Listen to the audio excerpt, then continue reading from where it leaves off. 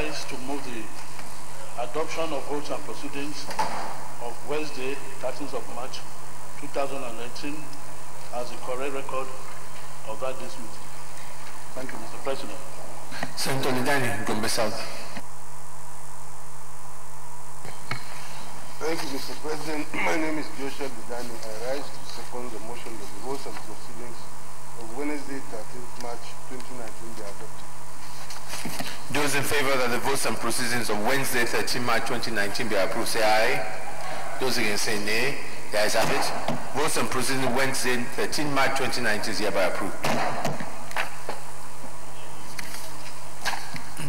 Announcement. I wish the following our colleagues happy birthdays: Senator Lani Tejushu on the 15th of March and Senator Geshem Basi on the 18th of March. Let me join our colleagues in wishing them many more years of prosperity and good health.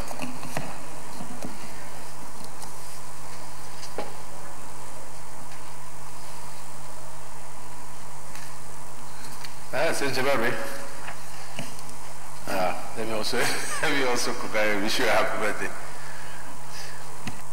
Leader of the Senate.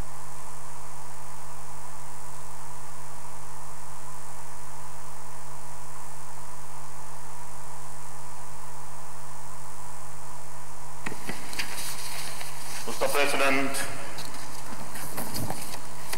very distinguished colleagues,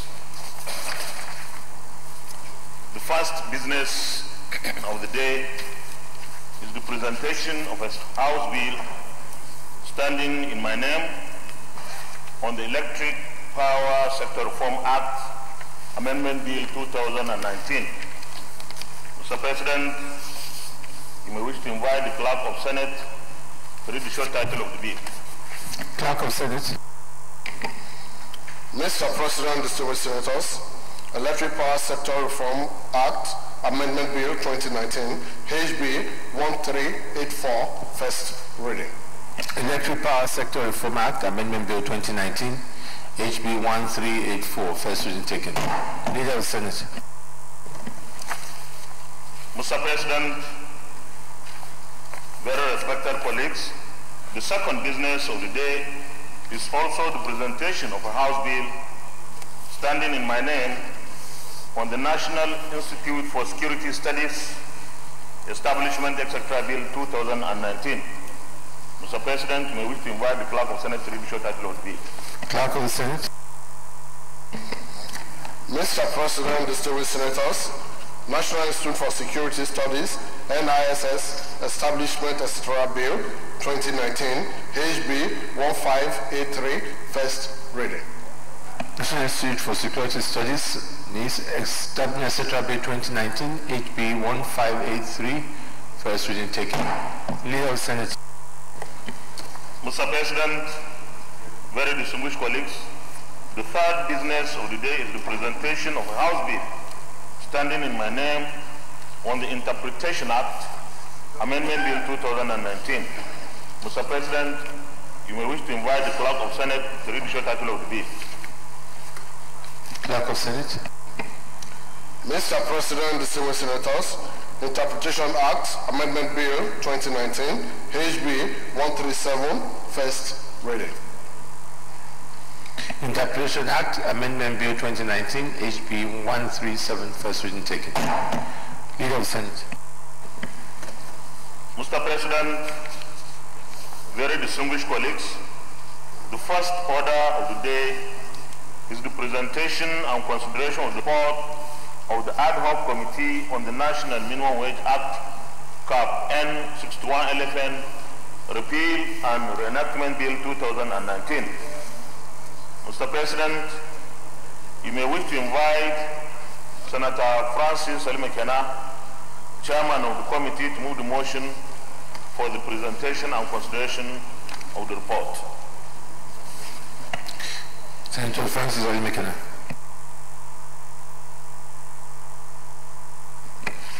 Mr. President, distinguished colleagues, my name is Senator Francis Salimekena, representing the good people of Edo North.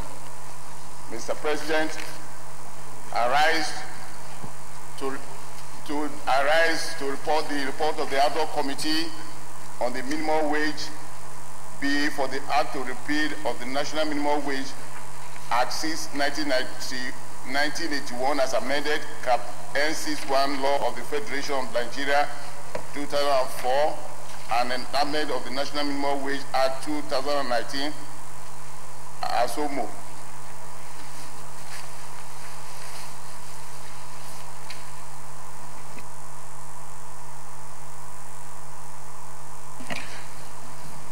Senator Baribe.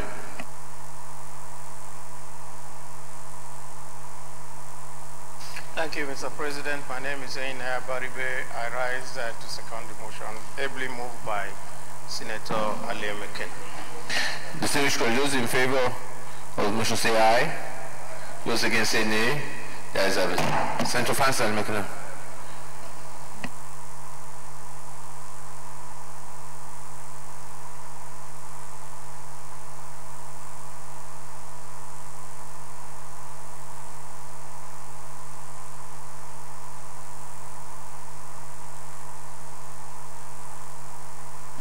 Present the report, thank you.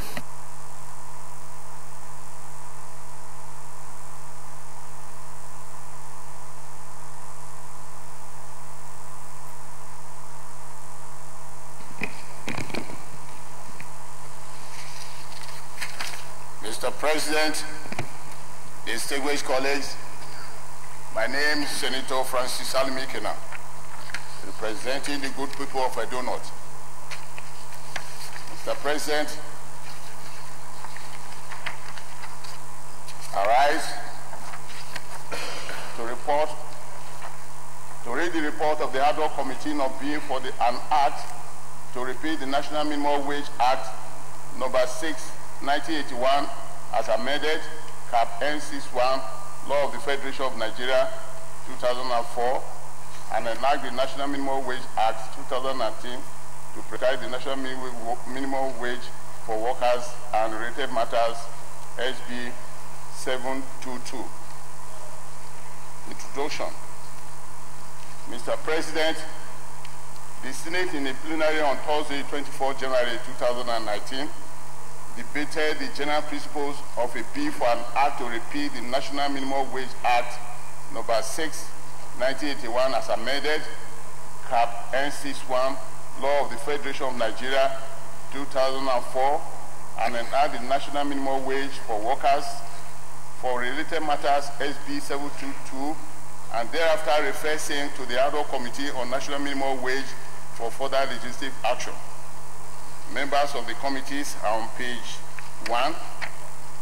However, it should be recalled that the Senate President on Tuesday, 12 March 2019, named Senator Francis Aliemeken as acting chairman of the Ad hoc Committee on National Minimum Wage Amended Bill 2019, following the departure of the chairman, Senator Olusola Adeyeye, on medical vacation abroad. Objectives of the bill: the bill seeks to prescribe the national minimum wage for the country and provide a legal framework for ideal review of the national minimum wage in line with the prescribed specified under the bill.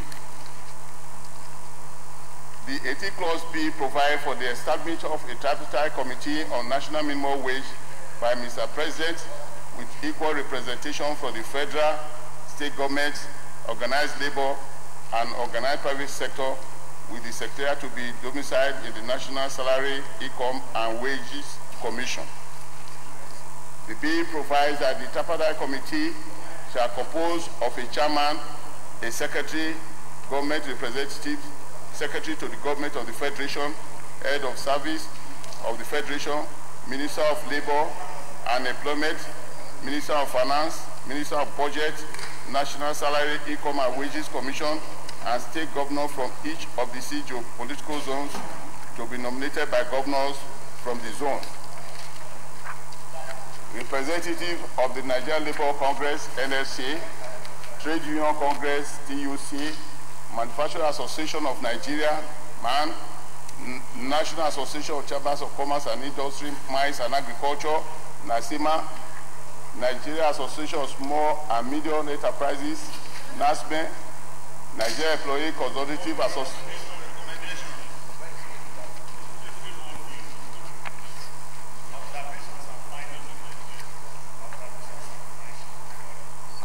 committee meetings. The committee resolved to utilize the opinion of, I'm on the floor.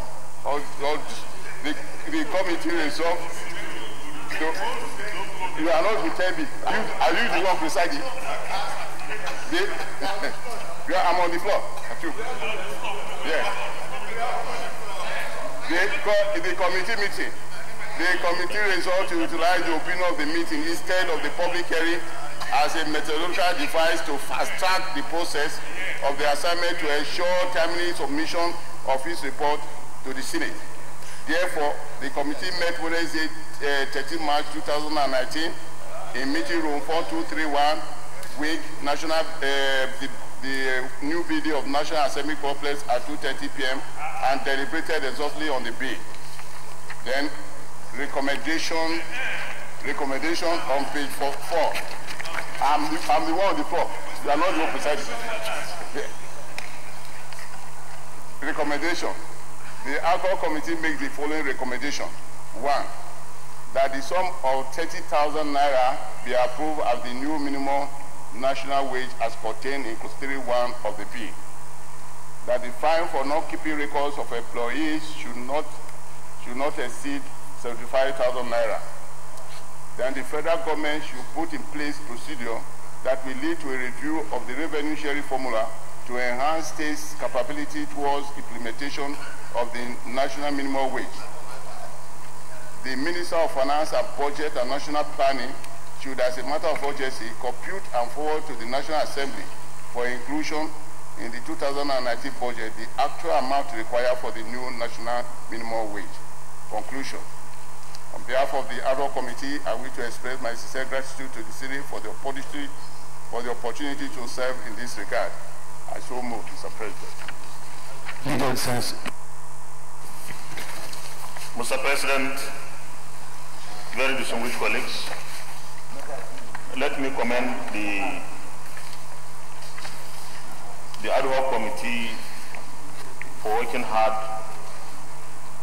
to deliver the report, and of course the Senate for expeditiously treating this very important bill. Mr. President, distinguished colleagues, I have one observation and a comment. The observation is on page 4, under recommendations 8.0. 8.0, item 2, that the fine for not keeping records of employees should not exceed 75,000. What is in the bill is 5,000.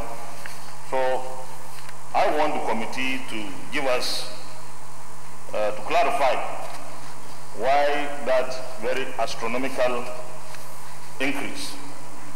On the comment side, Mr. President, very distinguished colleagues, let me say that this administration has fulfilled its promise to Nigerian workers. It promised to do this, give a new national minimum wage to the Nigerian workers, and it has fulfilled that promise.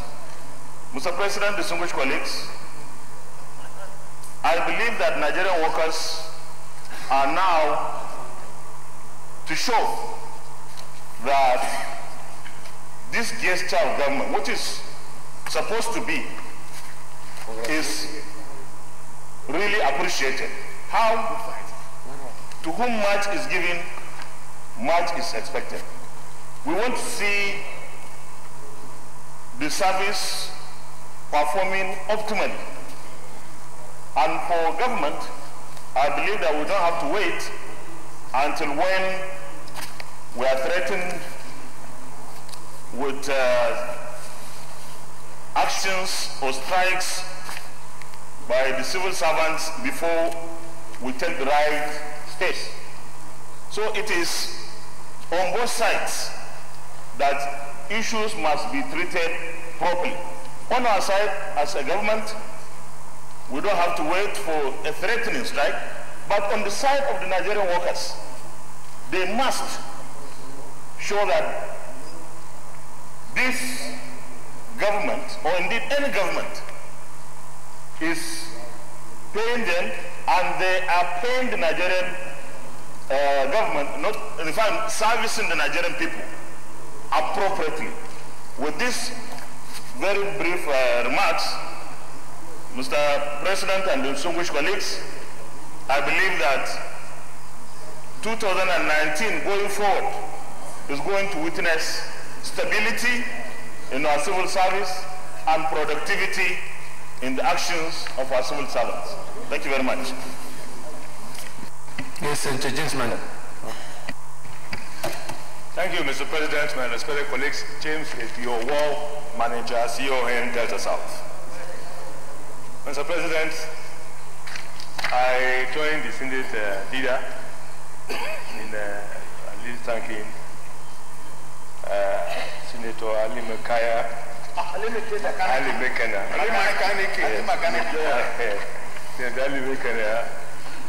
Members of this ad hoc committee for a job well done, and particularly considering the timing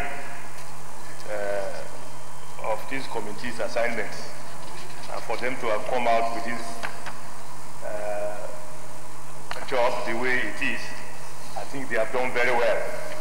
Because while so many people were busy campaigning, and so many things happened during this period, but in spite of it all, they have been able to submit, and I think I want to say they have done very well. Just like the Senate leader said, I think they have something to explain. That jump between, is it 35?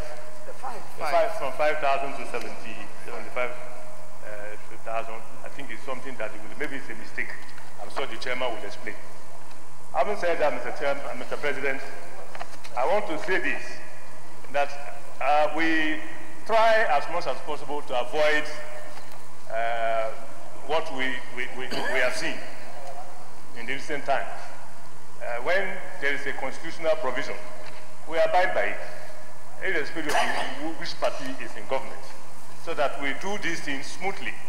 And the workers will be very happy, because when the worker is happy, the productivity will be high. But when the worker is not happy, you know that definitely there will be problem. So let us not wait until there is a threat of action, strike action, before we do what we are doing. Let everything follow smoothly without problems, looking forward. Having said that, Mr. President, my respected colleagues, just like the Senate leader pointed out, when you are happy, do what you are expected to do, so that your employer will also be happy. And when both sides are happy, then society will be a better place to live in. And that is very, very significant. And looking forward, I want to say that unfortunately, it is very embarrassing to know today that even the minimum wage that we are using today, some state governments are not applying it stricto sensu. This is very, very unfortunate. When this bill is eventually passed, I want to say everybody looks forward to all governments, local government, state government, federal government, applying what the law is regulating. And this is very, very significant. So I want to employ everybody to pass this bill expeditiously. And from the mood of the Senate, it is very clear that everybody is with the workers. God bless you, Mr. President. Thank you, Mr. President, for the opportunity. Thank you very much, Mr. President, distinguished colleagues. Mr. President, let me add my voice to those of our colleagues that have spoken on this bill. Mr. President, we're just doing what we should do, because there is no government that can wait and watch the workers wallow in abject poverty. What we have done, like we said before, is just to give them a living wage, and that is the minimum we can do. However, Mr. President, my own issue is that of 8.03. It says, one of the recommendations, that the federal government should put in place proceeding that will lead to a review of the revenue sharing formula to enhance states' capabilities towards implementation of the national minimum wage. That is the key there. Because without that, states will not be able to pay. And it is not worth it if we make this constitutional amendment only for states not to be able to pay. The government needs to take this seriously and do something about it immediately. Let me also salute the courage of the workers because they were resilient and they stood by it. Thank you very much, Mr. President. Senator Gamade. Thank you, Mr. President. My name is Barnabas Gamade. I represent Benue Northeast Senatorial District. My President, my revered members, let me add my voice of appreciation to the ad hoc committee on handling this bill speedily. We always are at the receiving end as a parliament.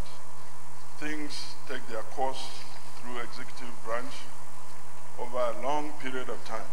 And when they arrive, the Senate and the House of Representatives, everybody begins to say, oh, it is the National Assembly that's delaying issues. This bill is being passed promptly to ensure that the workers know that the National Assembly cannot be their problem. Because when there is a call to abolish National Assembly, all of them are the ones shouting in the streets that yes, let the Senate go or let the House of Rep go because they are the ones stopping us from getting our pay. We know that National Assembly cannot be in the way of workers. And this is the way we can demonstrate this action. And I think 30,000 that is being recommended in this bill is very adequate, and every state can pay. This story where they keep saying that some states are not in a position to pay minimum wage. Every time I had opportunity to speak, I said that is not true. Judging from what we saw in about 2 or 3 weeks of election in Nigeria, shows clearly that the money available to state governments is enormous. Because we saw them buying votes in such a manner that does not show that they are poor people. And if they have that much money to buy their election, they should have money to pay workers. There is enough money, if it is managed properly, for 30,000 to be paid to each worker when they give service to this nation. I'm in full support of this report, and I also like to say that the federal government's own part of this report must also be implemented. The issue of revenue formula, which has remained unamended over a long period of time, without seeing the realities and the problems that exist within the economic structure, must be looked at. And that clause referring to it has to be handled, and a new revenue formula looked at very quickly so that we can streamline the business of revenue sharing. With this remark, I support this bill, and I urge that we pass it as quickly as we can. Thank you. Senator Chendo. Thank you, Mr. President. My dear colleagues, I am Senator Andrew Chendo, and I represent Rivers Senatorial District. Mr. President, let me join other speakers in commending the ad hoc committee for taking on this challenge during the period of the elections. I want to particularly draw our attention to clause 7 of the bill, powers of the tripartite committee. Mr. President, I have always argued that we should learn from our experiences. This country has always lost a lot of man hours each time our workers go on strike. And it would be advisable that the tripartite committee, which has now been recommended here, be given a cycle to operate instead of leaving it loose.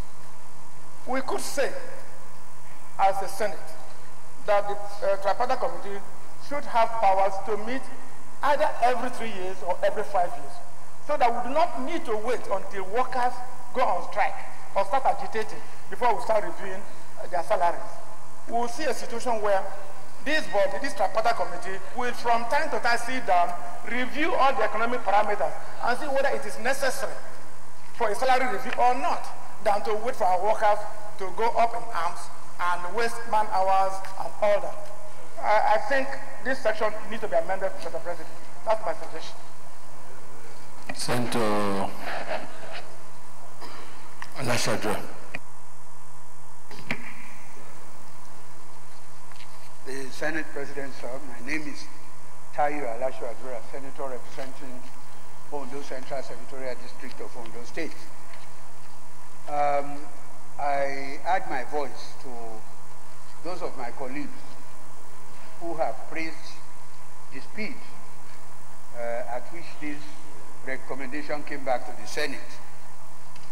I only want to speak on two important issues as recommended by the committee.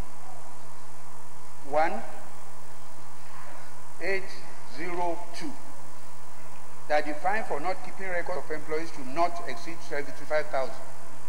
I think it should be much more than that, because where people start breaking the law, then everything must be done to prevent the break of law.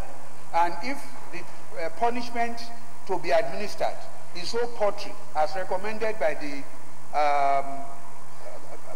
committee that sent this one to us, 5,000 naira, I think that is nothing in today's Nigeria. I'm suggesting that a minimum of 500,000 naira should be the fine for not keeping records of employees, because they are the assets of any organization, either government or private. The employees are the greatest assets that must be serviced and that must be well kept. The other side, Mr. President, is 803. I think it is well known that even local governments, some local governments in this country today, have not been able to implement the 18,000 naira minimum wage. There are local governments that are still paying less than 10,000 as minimum wage. And if we want this law to be effective, we must ensure that this recommendation of putting in place a committee to look into the revenue sharing formula of this country is implemented with immediate effect. And I'm trying to say, Your Excellency, that we should give a time limit of, say, 3 months after the coming into effect of this law, that the minimum wage should, after the minimum wage must have been assented to by the President, that within 3 months thereafter, the revenue sharing formula should be reviewed so that both local government and states will be able to pay this minimum wage. Thank you, sir. Leader of the Senate. Mr. President, very distinguished colleagues, I move that the Senate resolves into committee of the whole to consider the report. Mr. President, distinguished colleagues, I second that the Senate do resolve into a committee of the whole to consider this bill. Distinguished colleagues, those in favor of the motion that will resolve to committee of the whole, say aye. Those against say nay. The ayes have it.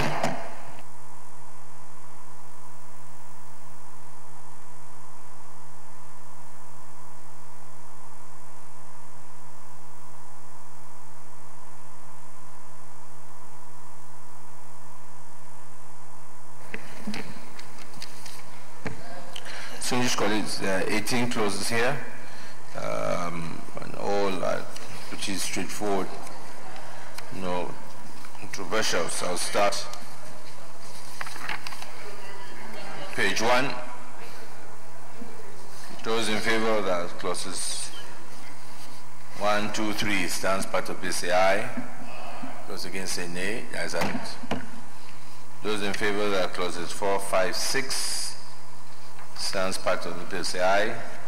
Those against say nay. Ayes have it. Those in favor of that clause 7. Yes. Chairman, I want us to amend clause 7 by adding, after minimum wage, every 5 years. Every 5 years. That is to say, pursuant to provisions of Clause 3, Sub 4 of this bill, the tripartite committee shall have the power to make recommendations on the minimum wage every 5 years.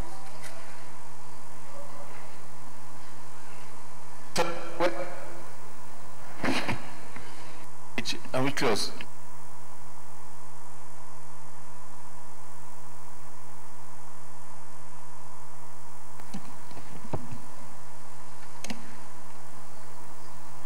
But hasn't that been taken care of in clause 3? 3.4. Look at 3.4.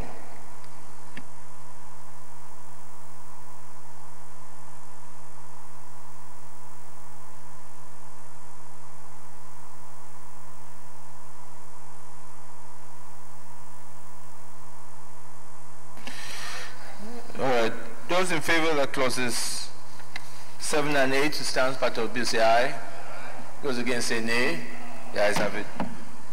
Those in favor of clauses 9 and 9 stands part of bill say aye. Those against say nay. The ayes have it. Those in favor of clause 10 stands part of the bill say aye. Those against say nay. The ayes have it.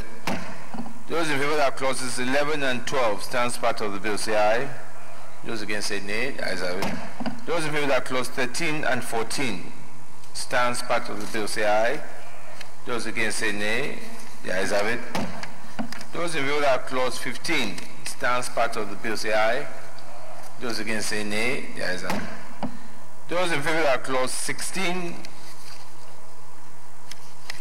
and 17 stands part of the bill say aye. Those against say nay. Ayes have it. Those in favor of clause 18 short title stands part of the bill say aye. Those against say nay. The ayes have it. Those in favor of the explanatory memorandum on page 11 stands part of the bill say aye. Those against say nay. The ayes have it. And those in favor that the long title on page 1 stands part of the bill say aye. Those against say nay. The ayes have it. Leader of the Senate. Mr. Chairman, distinguished colleagues, I move that the Senate reverse to plenary for the charge to report progress. Mr. Chairman, I rise to second that the Senate revert to plenary to report progress. Distinguished colleagues, those in favor of the motion say aye. Those against say nay. The ayes have it.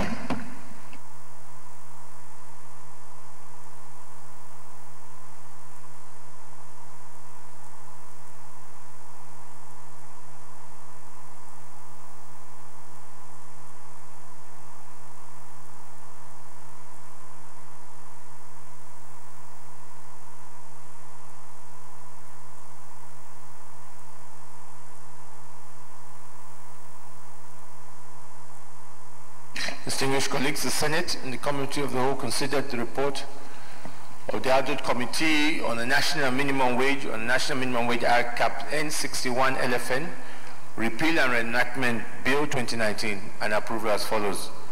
Clauses 1 to 17 as recommended, explanatory memorandum as recommended, short title as recommended, long title as recommended.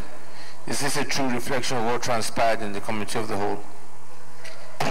Leader of the Senate. Mr. President, very distinguished colleagues, I move that the bill be now read the third time. Distinguished colleagues, I second that the bill be read a third time. Distinguished colleagues, those in favor that the bill be read third time say aye. Those against say nay. The ayes have it. Clerk of the Senate. Mr. President, distinguished senators, a bill for an act to repeal the National Minimum Wage Act number 6, 1981 as amended, Cap 61, Laws of the Federation of Nigeria 2004, and enact the National Minimum Wage Act 2019 to prescribe a national minimum wage for workers and for related matters 2019, third reading.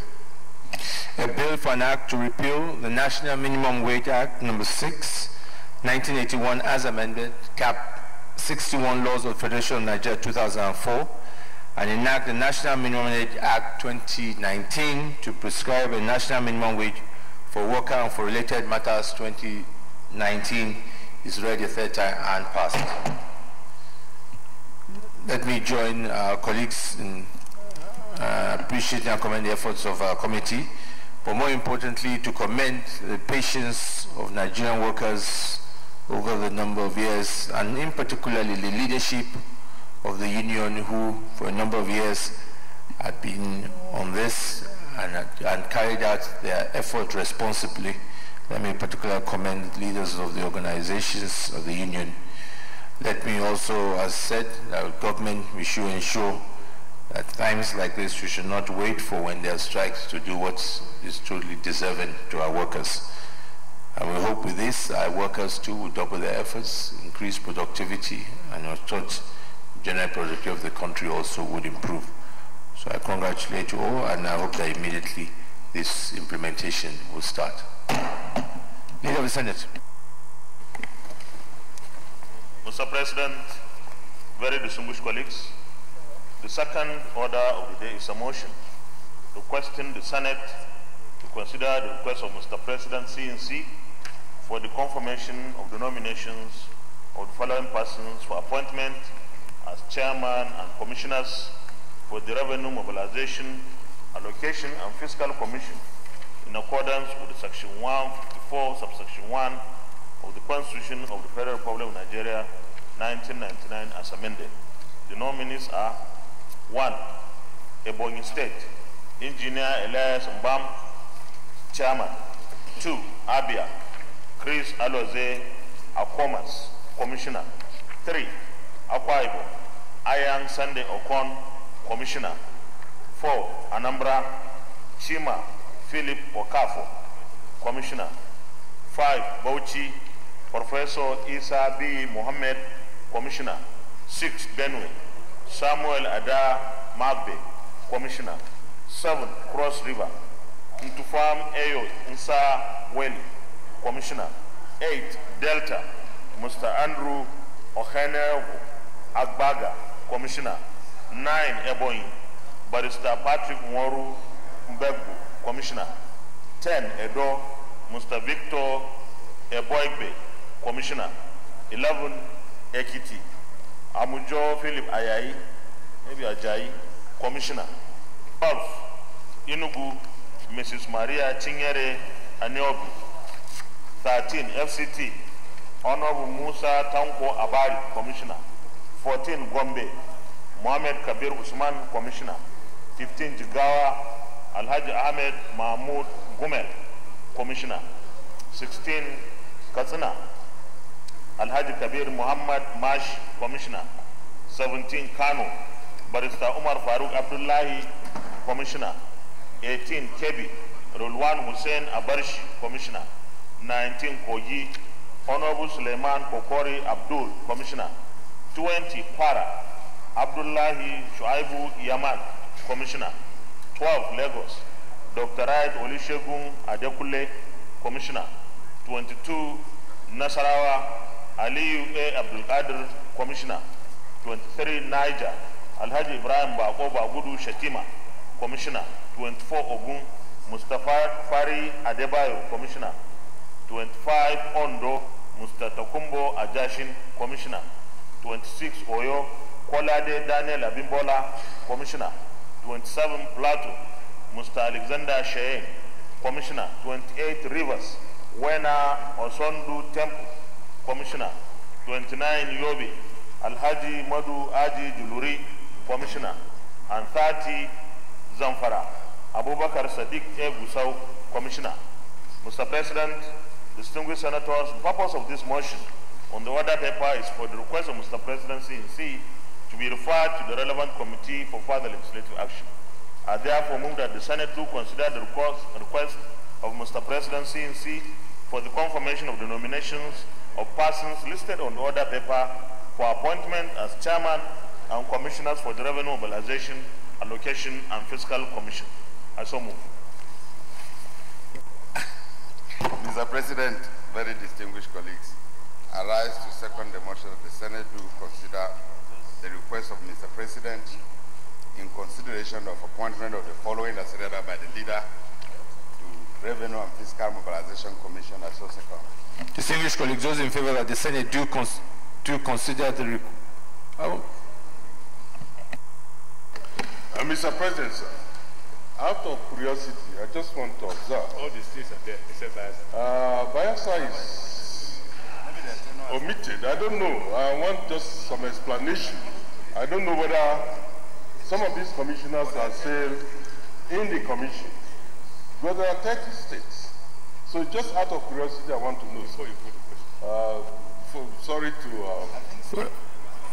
First, all right, it's noted. I mean, maybe when we refer to the committee, they can take note of that and bring it back when you bring the report. Those in favor that the Senate do consider the request of the Presidency in C on the confirmation of the nomination of the persons as read by the leader for appointment as chairman of commissioners for the Revenue Mobilization, Allocation, and Fiscal Commission in accordance with provisions section 1541 of the Constitution of the Federal Republic of Nigeria 19 as amendment. Those in favor say aye. Those against say nay. The ayes have it. This is referred to the Committee on National Planning and report back in 2 weeks. Leader of the Senate. Mr. President, very distinguished colleagues, the third order of the day is a motion standing in the name of Senator Benga Ashafa on the sad demise of two illustrious Nigerians in the recent Ethiopian airline crash of 10th March 2019 and the need for Nigeria to protect its airspace from the Boeing 737 MAX 8 series pending the determination of its airworthiness. Mr. President, you may wish to invite Senator Benga Ashafa to move the motion. Senator Ashafa.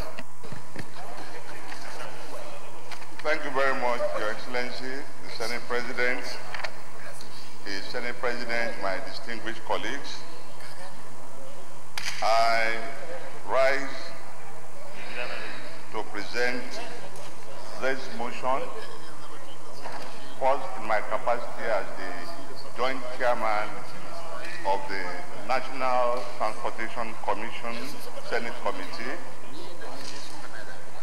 Permit me to add my other two colleagues in that committee as co-sponsors. That is Senator Mohammed A. Aliero and Senator Sani Ahmad Yerima as co-sponsors.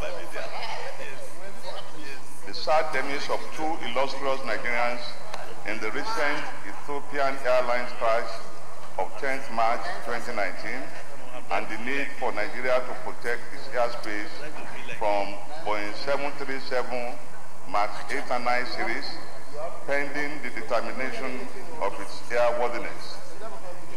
Notes with great sadness that two illustrious Nigerians were among the 157 people who lost their lives in the ill-fated Ethiopian Airlines flight ET302, which went down near Bishaftu, a community roughly 60 kilometers southeast of the Ethiopian capital, Addis Ababa.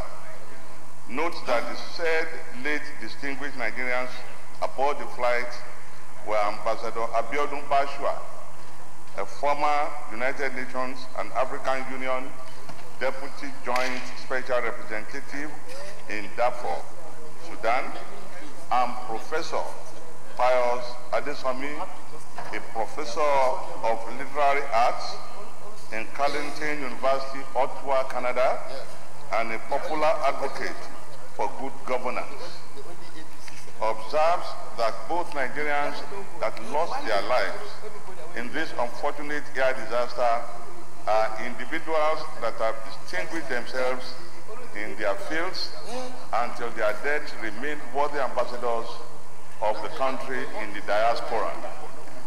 Further observes that sometime in October 2018, a brand new Lion Air Boeing 737 MAX 8 flight went down over the Java Sea, killing 189 people, and that the Ethiopian Airlines flight that killed 157 people, including two illustrious Nigerians, was equally a Boeing 737 MAX 8 series. Notes that pilots have reportedly complained about the anti-stall system installed on the aircraft models, Boeing 737 MAX and 8 and 9 series. Further notes that the Honorable Minister for Transportation Aviation, Senator Hadi Sirika, has assured Nigerians that no Nigerian airline operator currently operates the Boeing 737 MAX 8 and 9 series aircraft, stating that, I quote, as we continue to mourn the ET crash in Addis and pray for the victims, we wish to reassure Nigerians that we do not have any Boeing 737 MAX on Nigeria's register to worry about. Note even further that the Honorable Minister also stated that Nigeria has joined other countries, including the Ethiopia, USA, the United Kingdom, and China, in banning the operation of the Boeing 737 MAX 8 series within the Nigerian airspace, stating that, I quote again, the Nigerian Civil Aviation Authority has already issued an advisory statement saying that nobody should fly out of Nigeria or into Nigeria using the 737 MAX 8 and 9 pending the determination of the actual cause of the crash in Ethiopia, and also pending the outcome of the response of the manufacturer themselves, which is Mr. Boeing. Accordingly, results: 1, that the Nigerian Senate observed 1 minute silence in honor of the 2 distinguished Nigerians who passed away in the ill-fated Ethiopian Airlines flight ET302 on Sunday, 10th March 2019. 2, commend the Federal Ministry of Aviation and the Nigerian Civil Aviation Authority for moving swiftly in mitigating the operations of the Boeing 737 MAX 8 and 9 series aircraft within the Nigerian airspace in order to ensure the safety of all Nigerians. 3, urge the Federal Ministry of Aviation and the Nigerian Civil Aviation Authority to ensure that all aircrafts operating within Nigeria are airworthy in order to keep Nigerians safe at all times. On this note, I submit. Mr. Senate President. Yes, Senator Mao. Mr. President, distinguished senators, Senator Mao Aruko Wabunwabia North. Mr. Senate President, distinguished senators, I rise to second this very important and pathetic motion as we mourn these illustrious, distinguished, and internationally reputed sons of Nigeria. It's unfortunate that at this time we lose somebody like Ambassador Bashwa and Professor Adesomi for no just reason or cause of theirs. It's quite pathetic, but I want to commend the Minister of State Transportation Aviation, Sadi, and his management for taking prompt attention to ban that series of Boeing into Nigeria, and also NCA rising up at this time to warn Nigerians to beware of the airline or the series of aircraft they join, especially the Boeing MAX 7, 8, and 9. Mr. President, I want to say that it is high time we use this opportunity to develop our own airline. Especially for a long time we've talked about the establishment of Air Nigeria. I think it's time that we should use this opportunity as we mourn these eminent Nigerians to use the opportunity to establish our own federal or national airline. Mr. President, on these few words, I stand to support this motion that we should mourn this great and illustrious Nigeria, and not only standing, just observing a mini silence, but if there are some national, especially educational institutions that we can use to immortalize this Nigerian, or even an aviation outfit, we can use it as a point to immortalize these great sons of Nigeria. On that note, I urge all my colleagues to please, without hesitation and without wasting much time, that we should support this motion as ably moved by distinguished Asafa. Thank you, Mr. President. Any other contributions? Go to Minority Leader. Thank you very much, Mr. President. These are not the best of times for all of us, especially as regards these two eminent Nigerians. I never met Professor Pius Adesomi, but I read all his writings. He was such a great intellectual, and we pray that God rests his soul and gives his family succor and fortitude to be able to bear the loss. We also pray for the ECOSOC professor that was also on the flight.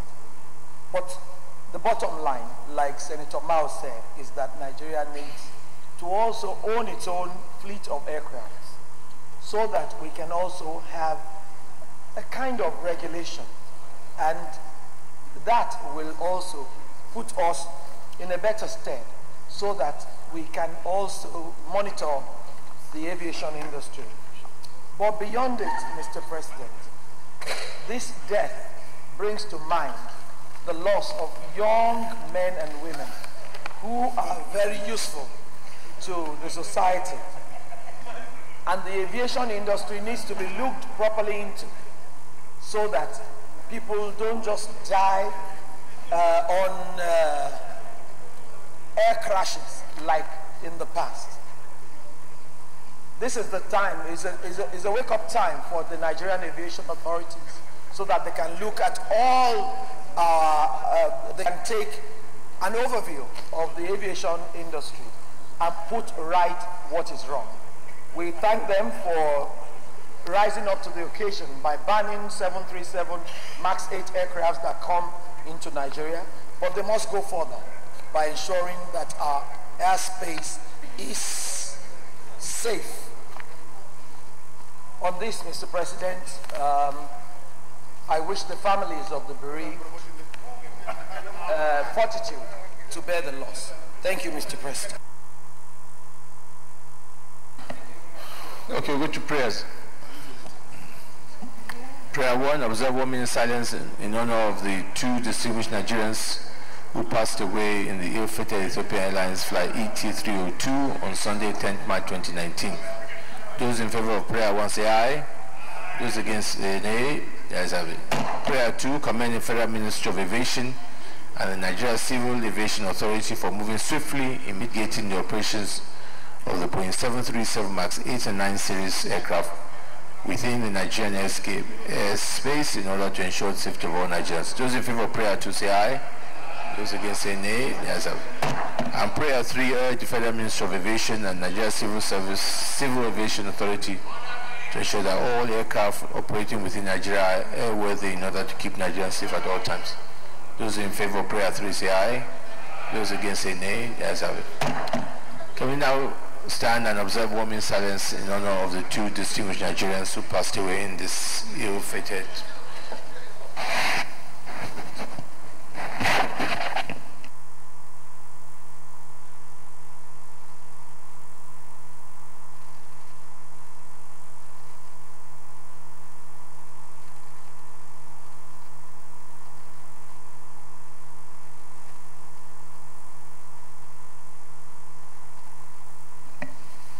Gentle souls rest in perfect peace. Amen. Leader of the Senate. Mr. President, very respected colleagues, the fourth order of the day is the resumption of the adjourned debates on the 2019 appropriation bill, the second allotted day. Distinguished senators will recall that the Senate commenced debates on the 2019 appropriation bill on Wednesday, the 13th day of March 2019. And so far, 13 senators have contributed. Further debate was deferred until the next legislative day, which is today. Mr. President, with your permission, I move that the Senate do resume the debate on the 2019 appropriation bill. I so move.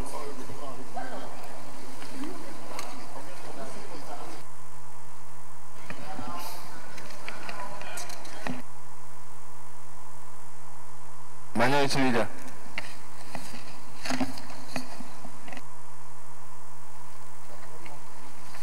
Mr. President, distinguished colleagues, I write to second the motion that we resume the consideration of the bill as moved by the Senate leader. I so second.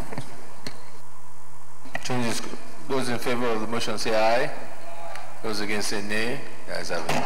So we carry on with the debate on the general principles of 2019 appropriation bill. As before, we have 5 minutes time to give to each speaker. I'll call the names in as the list that we have down. Senator Ovio Magege, so around. Senator Yusuf. Senator Sulu Adokwe. Yeah. Mr. President, distinguished colleagues, my name is Suleiman Adokwe. I represent Nasarawa South Senatorial District. Based on what has been presented, we like to commend the government first and foremost for continuing with projects that have been started even in the previous administration. This is what governance is all about. Government is a continuous process. I will continue to commend any government, whether at state or national level, that will continue with especially capital projects that are of great bearing to the economic development of this country. My major concern about this budget is that not much has been devoted to capital expenditure. It's virtually almost the same year in, year out. And we all know that for a major departure to be made, for us to have accelerated growth, we need more injection into capital expenditure. There's so much funds that is wasted in recurrent expenditure year in, year out. And some of the items on recurrent expenditures are things that most of the agencies continue to purchase year in, year out. In any case, from what obtained in 2018, we realize that not much has been given even to the recurrent expenditure. We also want to insist that the releases of capital are falling short of what we expect, because even when the budget is not much, the releases are still far and fetched between. More so that when you consider that the exchange rate has appreciated at 305 naira to a dollar, we know that in the open market is much more than that. So most of the ministries and agencies that go to purchase on the shelf are dealing with the real market exchange rate, which is about 360 naira to $1. And so the real value of the capital expenditure is not as much as we are thinking. So the least that the government can do is to ensure that there is 100% release of capital expenditure if any meaningful impact can be made on the economy. This is our real concern.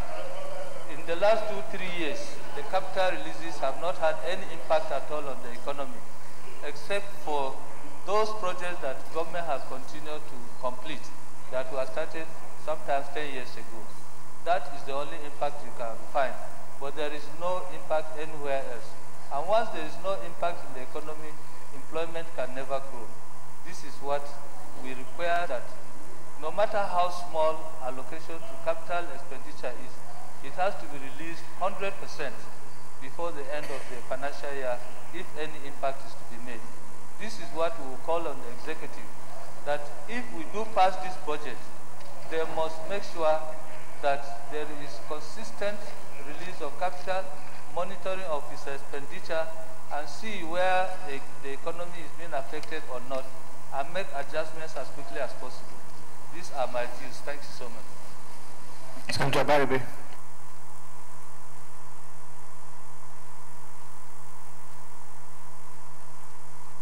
Thank you, Mr. President. My name is Naya Baribe, Abia South.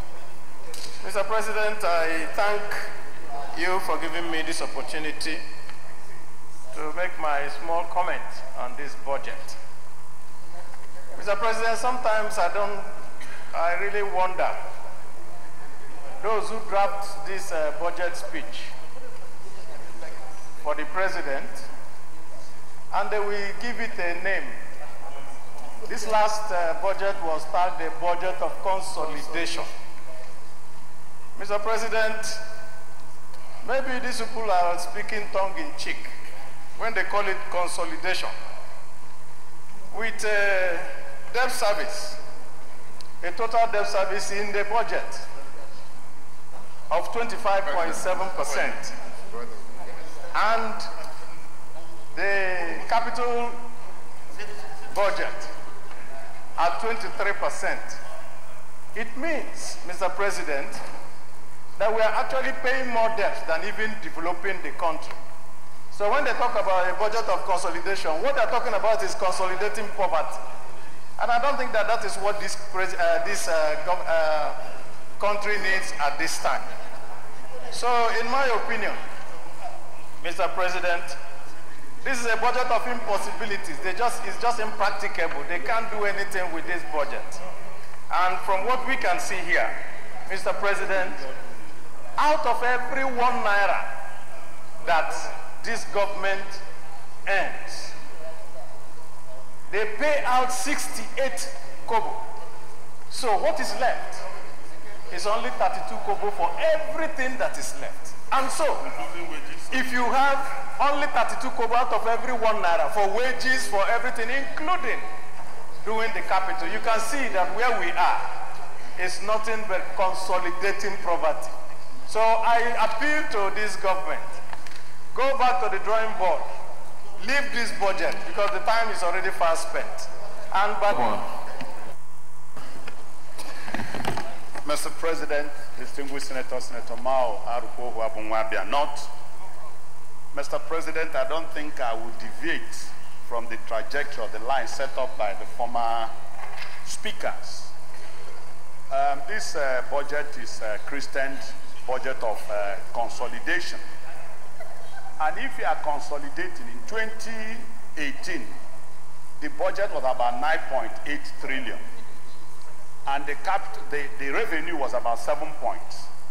And in 2019, the budget is about 8.8 trillion, and the revenue projection is about 6.97 million.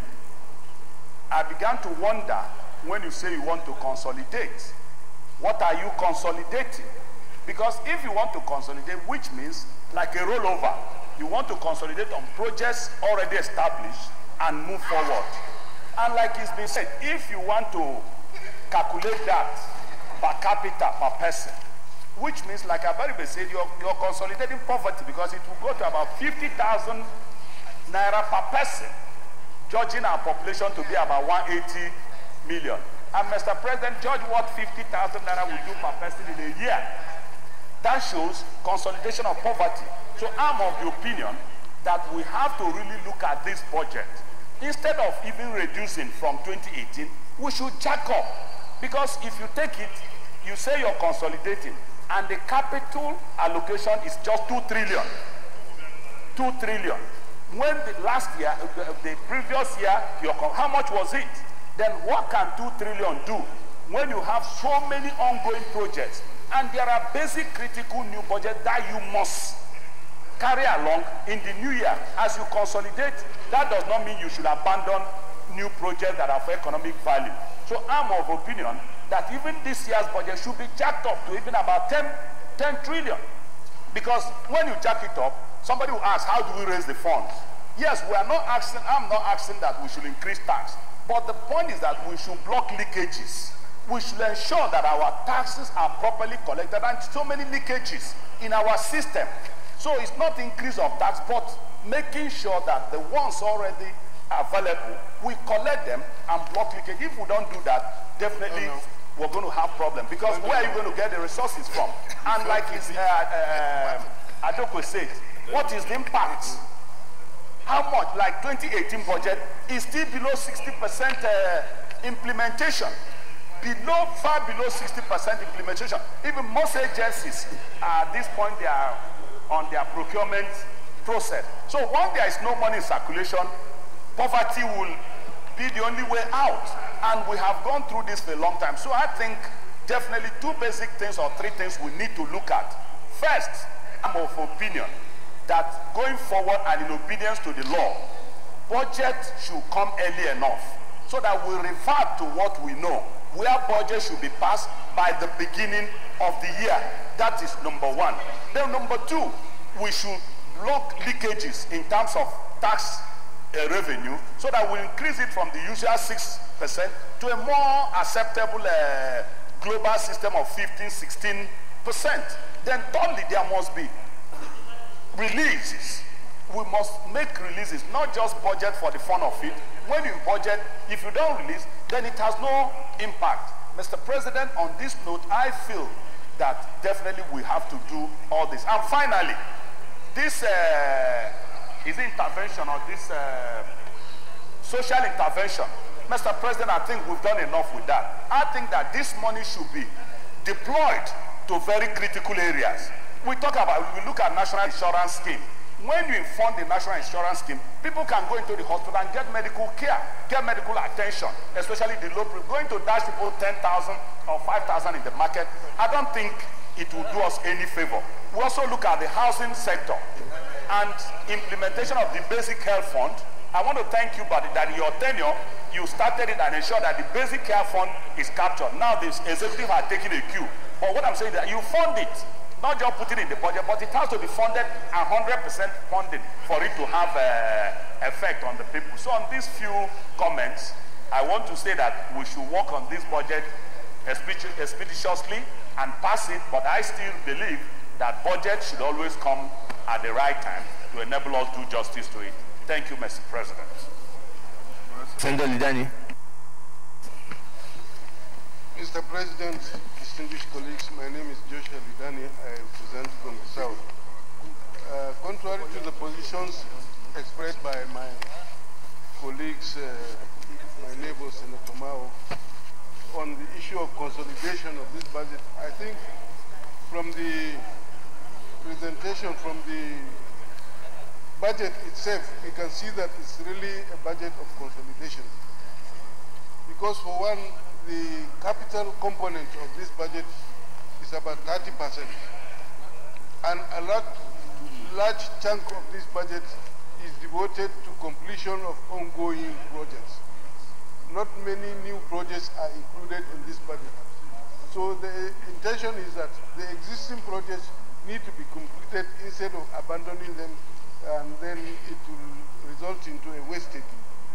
So it's actually a budget of consolidation in the sense that ongoing projects will now be completed, and that will give room for new projects that will be included in the new budget. Mr. President, I think there are certain novel provisions in this budget that needs to be commended. For one, the Northeast Development Commission. After being on the shelf for so many years, the new Northeast Development Commission is coming to life. The sum of 10 billion naira has been provided for takeoff of this project. Northeast had been under siege for so many years because of the attack of Boko Haram. People are living in refugee camps. It's now time for people to go back to their homes.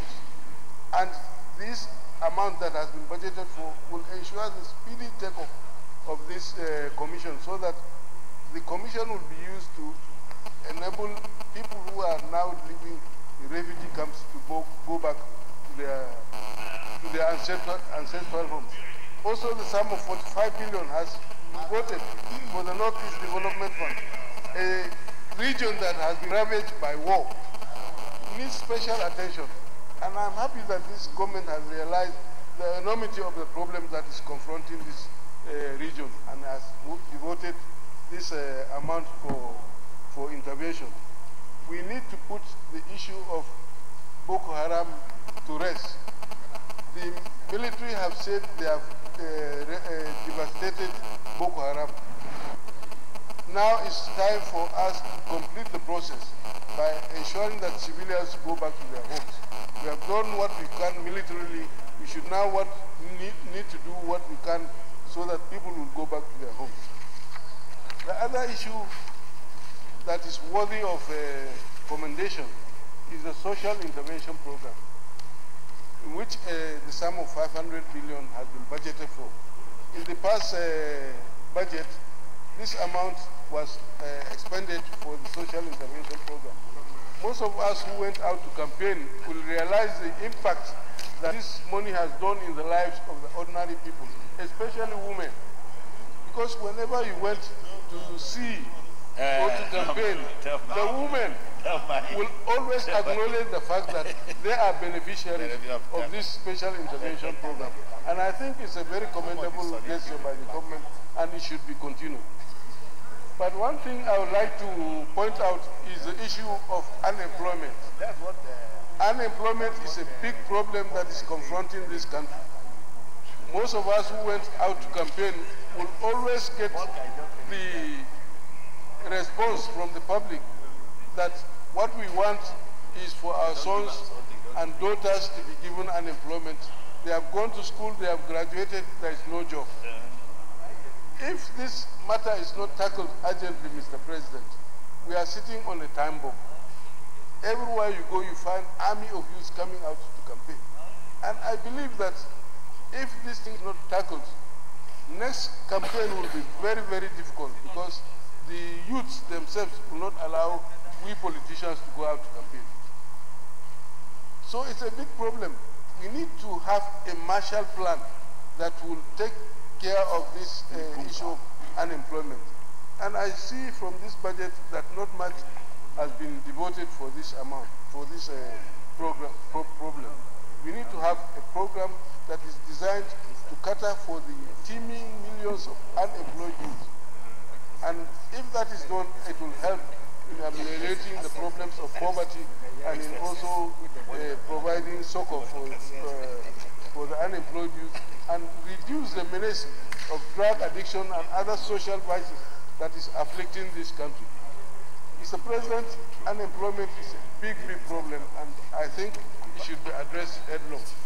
Enough provision has not been made in this budget, and I urge that when the committees go out to look at this budget and scrutinize it very well, they should come up with provisions that will help in tackling this problem on unemployment.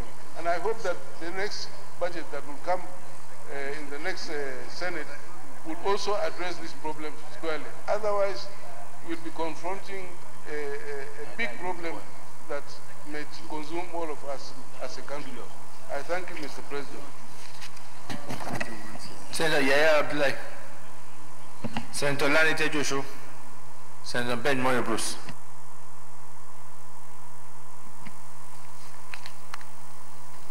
Mr. President, distinguished colleagues, my name is Ben Murray Bruce, representing BioCity. I've looked at the budget. It is no different from what has been presented to us in the last 4 years I have been in the Senate. I do not want to make any comments on the assumptions made because they are nothing but assumptions. I want to deal with issues that are very critical and important for Nigeria as we have become the headquarters for extreme poverty. Recurrent expenditure is 4 billion naira, 4 trillion naira. That is too high. If my colleagues can be quiet for a second, that would be nice. There are government agencies that were set up in 1960 that have no value in a modern economy. These agencies must be scrapped. These agencies do not provide any service to a country like Nigeria in the 21st century. They serve no purpose. They are in the budget. They consume resources meant for development. These agencies must be scrapped. You have 2 million civil servants consuming 45% of the recurrent expenditure of Nigeria. You cannot set up a company and 45% of the recurrent expenditure of salaries are spent for 2 million people. You have subsidy of 1.4 trillion naira, which is not in the budget. I don't understand how this will work. We acknowledge that 1.4 trillion naira is spent on subsidy, but it is not in the budget. I do not know what kind of voodoo accounting this is. But may I suggest and propose the following. Nigeria must deregulate immediately. You need to deregulate and save 1.4 trillion, which is not even in the budget, so that that money can be spent on infrastructural development. May I suggest the federal government embark on a mass transit policy, embark on immediate deregulation. I guarantee you, labor and the people will support the move. There will be no strikes, there will be no disruption in the economy, and we will have an additional 1.4 trillion naira to spend on development. And the cost for a mass transit policy will not exceed 200 billion naira. Now that makes a lot of sense, and I'm wondering why nobody is talking about deregulation, nobody is talking about the mass transit policy, and nobody is talking about 1.4 trillion naira that is being spent, and everybody is pretending that the money is not being spent. So really, those who prepared the budget need to go back to school. Now, railways. Right now, the Minister of Transport is embarking on a massive program of providing rail services in Nigeria, basically from funding it from money from China. I think it is a terrible policy. I think the entire project is overpriced, and I think the entire project should be scrapped. In place of it, we should go to Jakarta Steel, get the tracks made there, and I guarantee you, if we contracted 10 companies to provide rail tracks in Nigeria, we will have each company with 6 kilometers of rail every year. I've spoken to the people at Jakarta Steel. Using the deep sea port in Warri, we will have almost 1,000 kilometers of rail in Nigeria with Nigerian labor, employing almost 200,000 people, Nigerian steel, and in a short period of time, we will truly industrialize Nigeria. Mr. President, and I'm referring to President Muhammadu Buhari, it is important that when you choose your cabinet, you choose bright, intelligent people who can think outside the box. We have people like Senator Ashafa. He will be a great minister, smart, intelligent person, not the kind of people we have today who cannot think. If they were thinking, the budget will deal with issues like rail, where you can provide almost 1,000 kilometers of rail in the country with Nigerian labor, with Nigerian steel, with Nigerian services, providing jobs for Nigerians. That is what we expect from the Ministry of Budget and Planning and the Ministry of Finance. After all, we are Nigerians, we're not Chinese. We did not relocate to China. If I went to China, I couldn't get a job. So it makes no sense to bring all the Chinese people into Nigeria and make them make rail. We built rail in Nigeria 200 years ago. If we built rail 200 years ago by ourselves, why can't we build it today? I disagree with the whole policy. I disagree with Nigeria borrowing billions and billions from China. It makes no sense. Now let us deal with housing. The pension fund has $25 billion in the pension fund. We have a shortage of housing in Nigeria. I am proposing that we, from the private sector, build 500,000 houses in Nigeria every year. 500,000 houses in Nigeria, funded by the pension fund, guaranteed by the government. And the only loss you take is when you do not sell a house. It is a very simple process. The $25 billion in the pension fund is more than enough to fund rail, is more than enough to fund roads, and is certainly more than enough to provide housing. Now, for the poor people to have houses in Nigeria, you need low interest, single-digit interest rate for poor people to buy houses. You have to understand, people invest, the pension you receive, 80% of Nigerians who receive pension will receive less than 1 million naira per person. That is certainly not enough for anybody to survive. But if that individual has access to a house from the 500,000 houses that can be built. Senator Ben Bruce, round up. Time up. Akpabio is looking for you. Time up. Time up. It is important we have a mass housing policy. With the right incentives, we can create a demand for 10 million houses with a supply of 500,000 houses, a rail system, roads, and tracks, and we can make a big difference.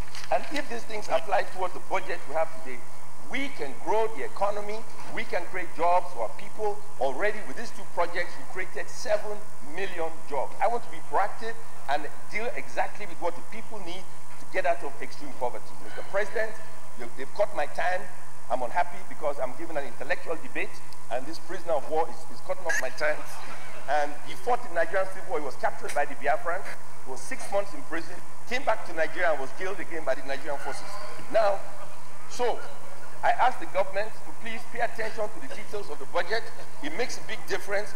We need to grow as I'm not able to... Thank you, Senator Ben Manzus. Thank you so much for your contribution. Senator Samegu.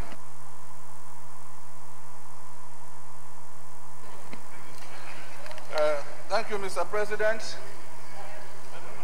I remain Senator Sam Egu. I represent Ebonyi North Senatorial District.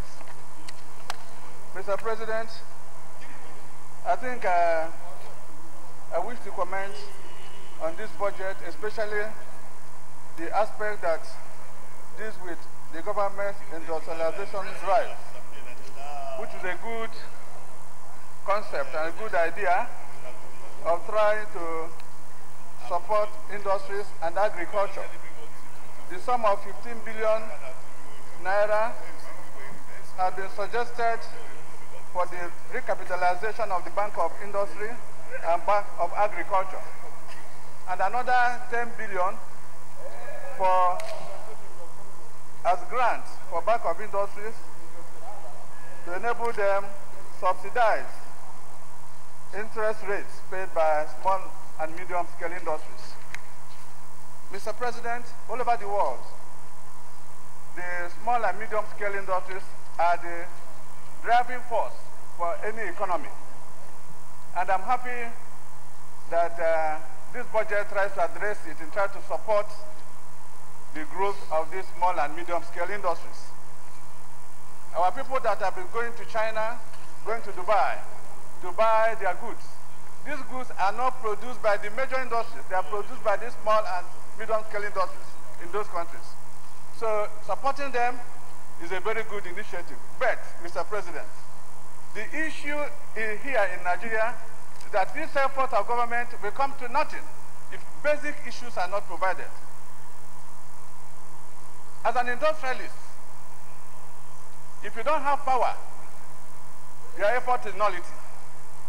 I'm speaking as the chairman of the Committee on Industry, and I know that the major issues our industrialists suffer is the issue of lack of power.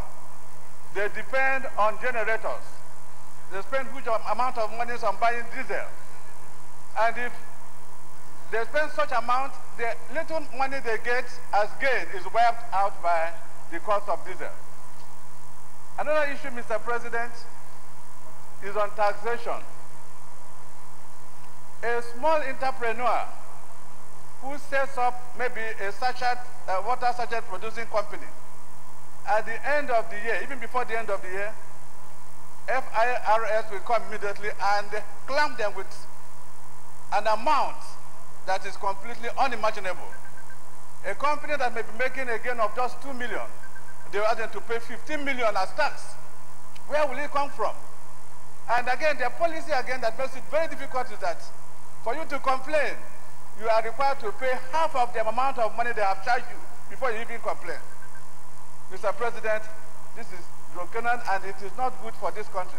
It's like a situation where you are giving somebody a gift with the right-hand side, and on the left-hand side, you are also removing it.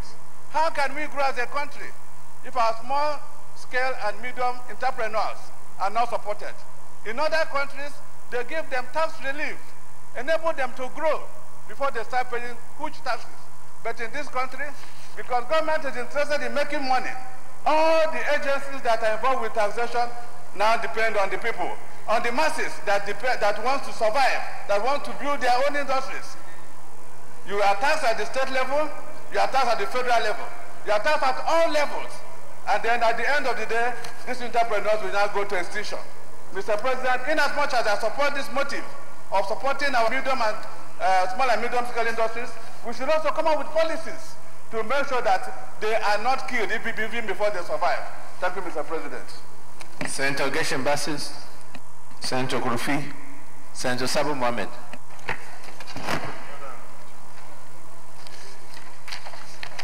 Thank you very much, Mr. President. My distinguished colleagues, I would like to join my colleagues in congratulating the executive for this very modest budget and pray that it will take us to the next level. Mr. President, a lot of my colleagues have spoken about this budget, and most of them have expressed their concern with the level of debt this country is going through. Mr. President, it is a known fact that you cannot develop an economy without loans. The United States of America is the most in-debt nation in this earth.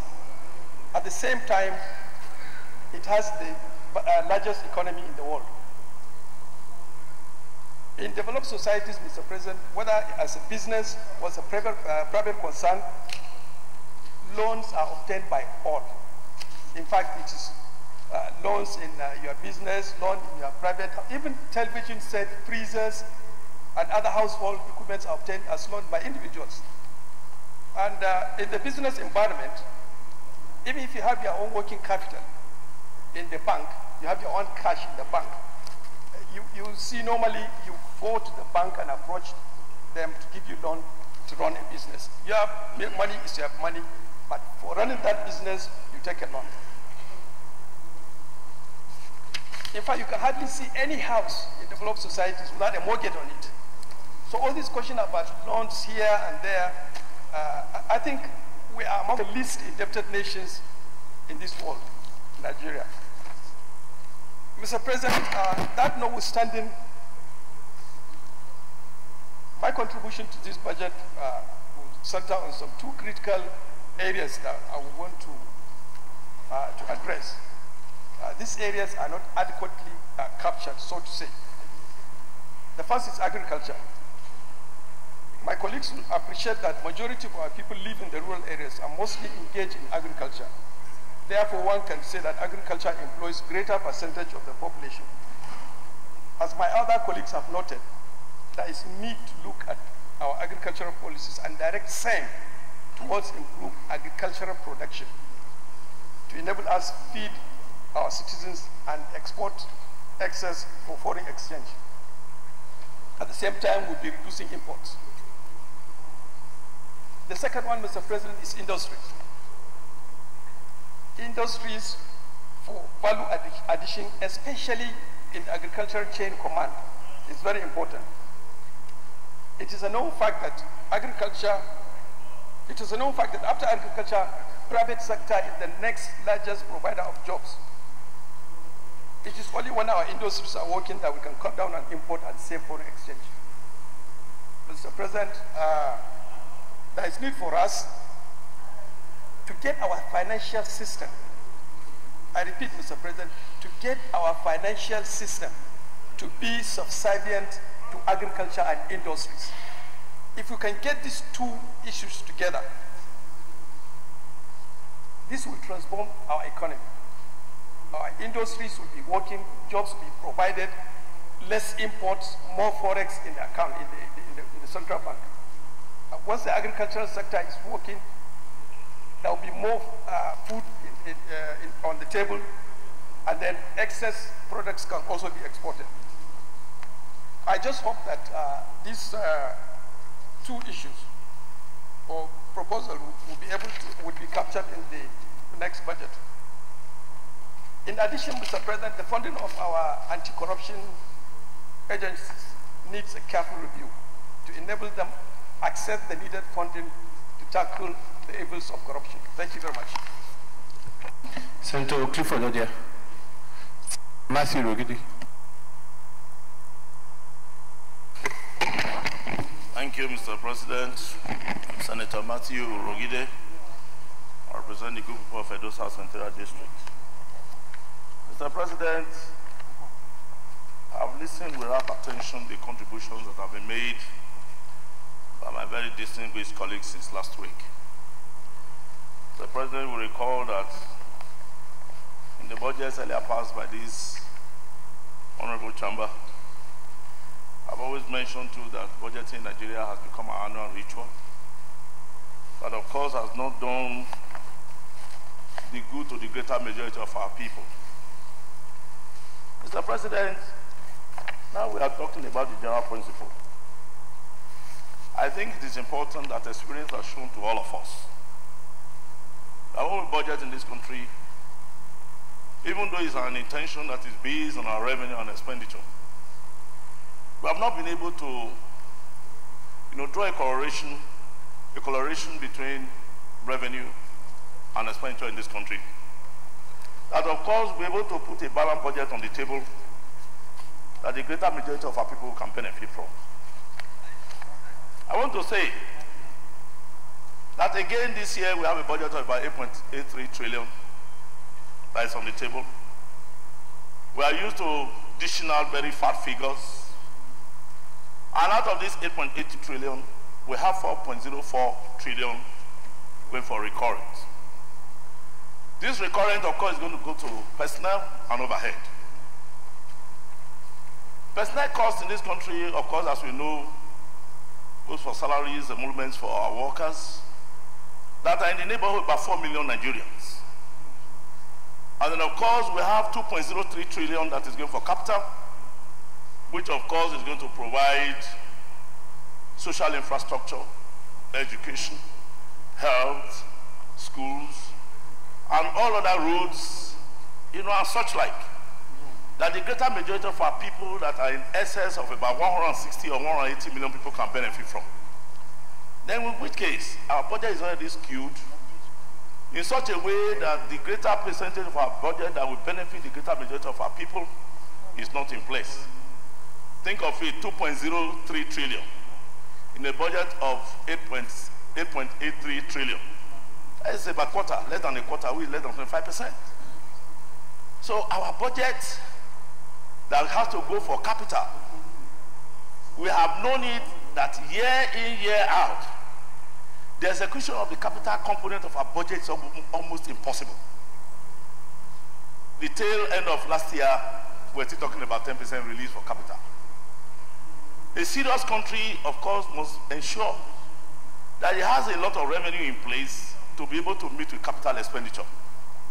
Mr. President, we are going to pass this budget again. By the time we pass it, it's an intention, and we know that the greater majority of our people that are going to benefit from our capital expenditure will not benefit from it. And the reason has always been that the MDAs that are supposed to be revenue bearing, that are supposed to put revenue in our consolidated revenue fund, from where budget is funded, certainly will not put the funds there. And the agencies of government that are revenue bearing do not even stand to get reprisals for their inactivity or for their inaction of any infraction that is committed by them. If you look at our constitution, Mr. President, and the Fiscal Responsibility Act itself, all these ones have provisions that are supposed to checkmate all of this. In fact, by the time we even pass budget, the Fiscal Responsibility Act has in place where we have budgetary execution and there are, of course, achieving targets. Nothing is done. The Minister of Finance after budget is supposed to come up with a work plan, a cash flow plan that is supposed to tell us at intervals how we are going to meet our budget targets. Nothing is done. Again, even in that act, the Minister of Finance is supposed to appear before the finance committees, the joint committees of finance in the Senate and House of Representatives, to explain how budgetary targets will be made. In this country, that is not done.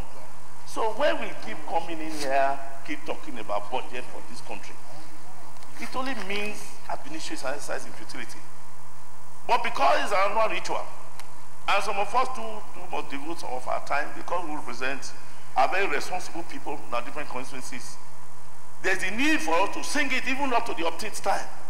That there is a need for us to sit down in this country and ensure that what touches the life of the ordinary Nigerian, which is our commonwealth, our common patrimony, we must take it with every element of seriousness. Now we are coming here. We are going to commit this budget now to the committee. Then we are going to start the whole exercise. The MDAs are not going to come early enough to come out and defend their budgets. And then, of course, they are going to be passing the buck of blame between the National Assembly and the executive.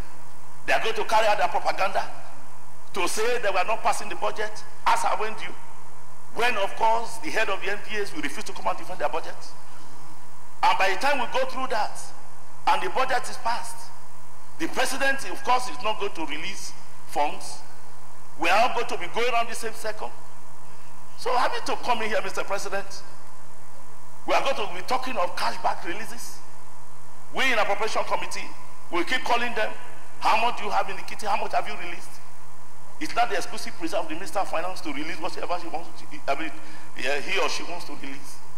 And the one is that of budget will not even come to explain anything. Every now and then, today as we speak, they are still going on the 2016 budget. Capital projects are still going on. 2017 capital projects are still going on. Capital project for 2018, nothing happened. Now we are considering 2019 budget. Mr. President, you can see that this whole exercise that we're going through, let us get more serious. With due respect to the National Assembly, particularly to the Senate, that I belong, we have worked so hard. We come in here to consider our budgets. But by the time it gets to the point of implementation, the thing is dumped. So we need to be reassured that this exercise that we're engaged in, we're going to get releases. Section 88(1) of the Constitution is very clear. BI 2 is very clear. We have a right to ask how much is released for each line item in the budget. We have a right. But I think, Mr. President, please let us convey this message to the executive that by the time we commit this thing to the committee, all the head of MDAs will come promptly to come and defend their budgets. Before they start putting it on the board that Senator Bukola Saraki is responsible for not passing the budget. The ministers must come. The chief executives of commissions and other agents of government must come here. And the minister, by the time we pass it, they must be ready that all MDAs too must bring in all their resources by way of revenue into the coffers of government. The Consolidated Revenue Fund must have the funds to, of course, execute the budget. Overhead, Mr. President, let me tell you, overhead releases in this country is supposed to be responsible for the day-to-day running of the MDAs. If you go to the Federal Secretariat here, many of them will not have diesel to operate their lifts. So you can find that the offices are open seasonally. Yet we pass budget. They will tell you they don't have money to fuel vehicles to run errands that can, of course, improve the efficiency of government. So if we are going to get these overhead releases that will come once in a while, what is the use? So you can say that overhead releases is as jaundiced as capital releases. So, Mr. President, I think we should be more serious in this country. The executive must see to it that it is their responsibility. By the time our appropriation is carried out, that they too must see to it that the monies that have been appropriated are so used, because it's already an act, it's already a law.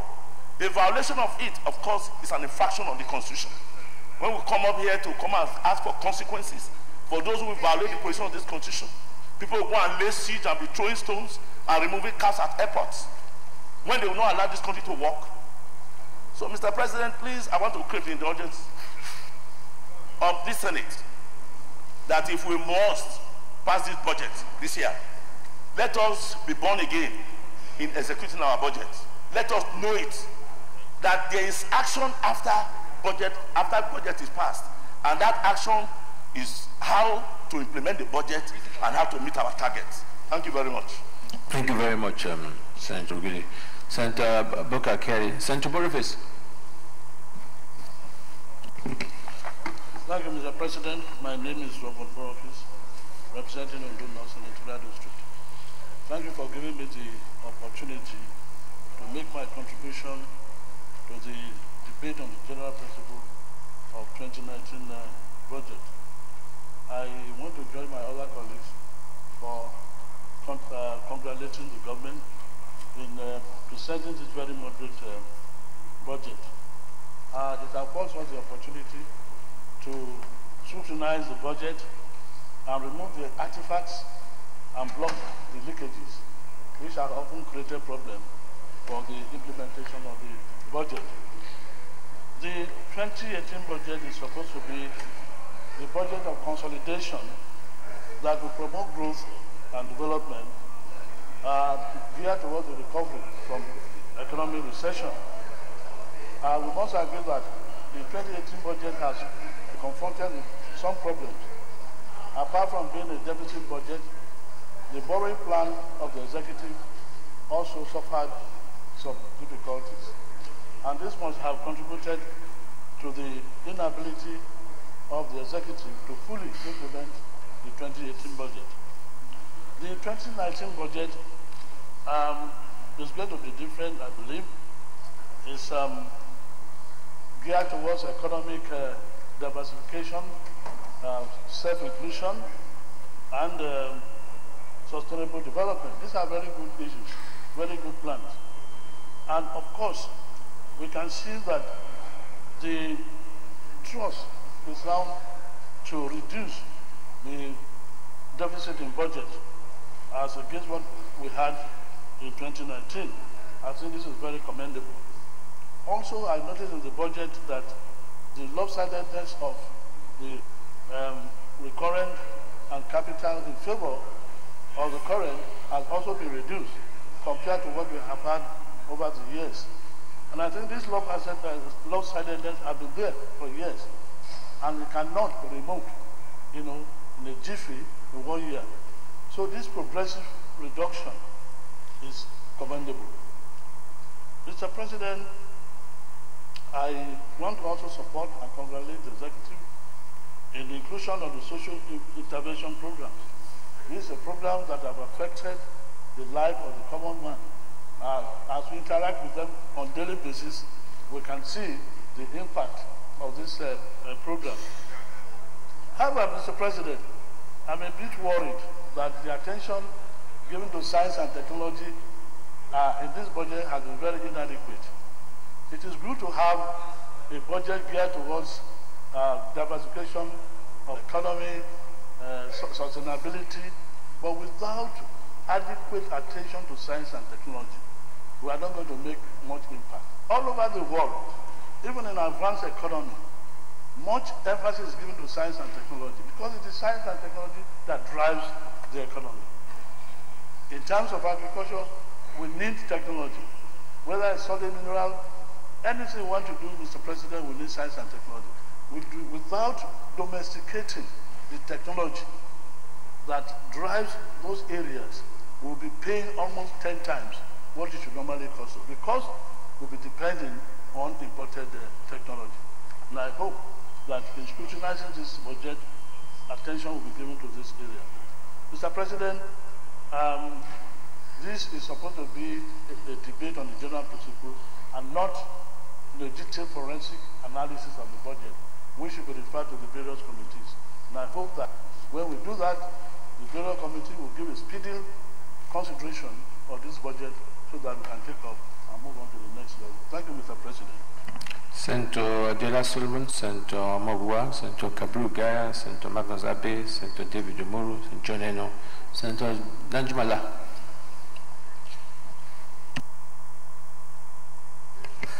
Thank you, Senate President, my distinguished colleagues. I stand here as the representative of Kaduna South. Danjumala is my name.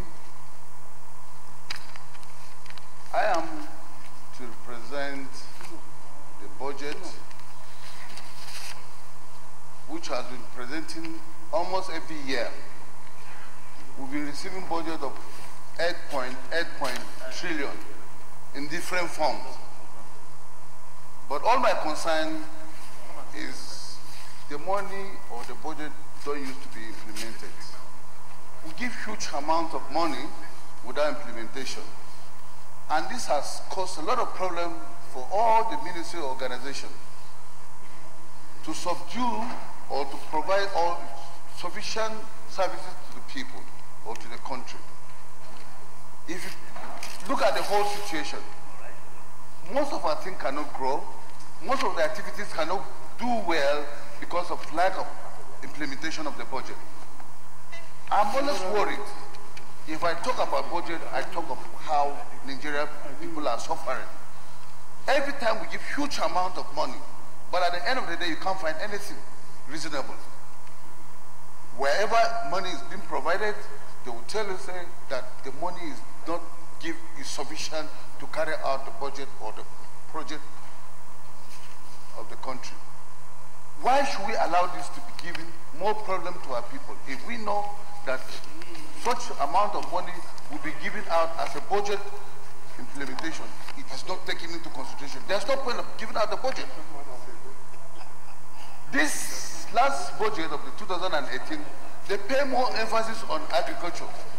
But at the end of the day, it is only 2% of it that was given as a percentage growth, which has nothing to do with the economy of the country. People are suffering. People are looking for food, no sufficient food to eat. And we talk of economy day in, day out. It is not the best, and we don't think that we can continue with this kind of life. Secondly, all our activities in this country would depends on borrowing. The borrowing that we are doing will never take us anywhere. No country can survive on economy that on borrowing. It will not work. If all things are done in the proper way, the good thing is if they have enough money, even at the if it is in deficit, you can easily use it in a proper way. Loan services, if you look at it very well, it is just in a shambles. How do we earn our living on all this loan that we are servicing? Because of the too much money that we borrow. To do one program or the other, we must borrow money. We must borrow money. And up to today, anything we want to do sufficiently in this country, we must go on borrowing. That's why we have problem with the economy. If I want to talk of the laws of the budget of this country, we always have to be provoking ourselves. And you'll be talking that one of the party will be saying that, oh, you are against their activities, which is not the best. If you want to say the truth, in fact, the budget is in a shambles. And there must be a way of correcting it. Whether we like it or not, we cannot continue like this. It is a disgrace. If I talk, I will be provoked. And I must say it just the way that I will say it, so that everybody will understand the loan is not well given. I mean, the budget is not well spelled out. I felt I should just put in this small note to make sure that there must be changing on how they bring loan out, budget out for us to implement, and we should encourage all our organizations. Once a loan is pronounced, they must make sure that they implement it at all costs. Thank you. Senator Njumba, Senator Nkui, Senator Dada, Aliyu Sabi Abdullahi, Gunka, Senator Babaji Muwarare. Mr. President, sir, distinguished colleagues, Babajide Omo-Wurare, Senator representing Osun East. I will take, since the leader in his lead debates had mentioned sections 80, 81, and 82, being the provisions of the Constitution that gave us the power to discuss this matter, I will just refer to Order 92 and not just overrules. Not just Order 80. Order 80 talks about general principles, but Order 92 talks about when it comes to money bills, we must concentrate a lot more on the economic and financial policies and the state of economic and financial policies of the state. I am of the view that the government has done well enough I'm also of the view that the government can do a lot more. The government has done well enough because the government has inherited a lot of debt. Yes, the government has taken some more loans, and people argue that our debt GDP ratio may be low, but I know that the debt service ratio is very high, which is why the first thing I think we must do is to look for option to taking loans. At the moment, I don't think we have any choice at the moment. It's going to be long and painstaking, and I think we just have to extend the tax net. So much money can be made if, for instance, the value-added tax is decentralized. Instead of the value-added tax, it is not easy for FRS to take value-added tax in a barbing salon. And this is consumption tax. This is tax based on services provided. That is very important. The value-added tax has the potentials of raising at least 1.6 trillion in Nigeria per annum. I think what is also very, very important is the fact that we should not paint such a very sorry state about the economy of Nigeria. It is not for us to paint a gory state. We know we have low GDP. We know inflation rate is high. We know that economy is growing at the rate it should grow. In Nigeria, in fact, we have 0.8% average on the average growth. Meanwhile, even Senegal and Ethiopia are doing better. But this is essentially based on the fact that recurrent expenditure is very high and capital is very low. And we do a lot of debt servicing too. That means that we must do a lot of oversight. A lot of oversight, a lot of oversight. If the fiscal responsibility has provided that on a particular date, the medium-term expenditure framework should be submitted, and it has not been submitted, it is for the necessary committee in the Senate to ensure that this is done. And we must also realize the fact that the Bretton Woods institutions, the World Bank, the IMF, the WTO, World Trade Organization, even the US Treasury Department, the prescription they've given Africa is not meant for Africa. It's actually meant for South America, which is why Chile has moved from third world to first world. But it has not worked in Africa. There is need for us to domesticate and localize the solution to our challenges. First of all, I will agree with the Deputy Senate President when he spoke. We do not have the technology know-how at the moment to fix our roads and infrastructure during rainy season. There may be need for us to amend Section 318, which provides that the financial year will start from January to December. There may be need for us to do that. At the moment, some projects are being done in my constituency, and rain is affecting them. So even if the fiscal responsibility tax is done on time, and the budget is submitted on time, and we start the cycle in January, by March and April, it will definitely rain, and it will affect us.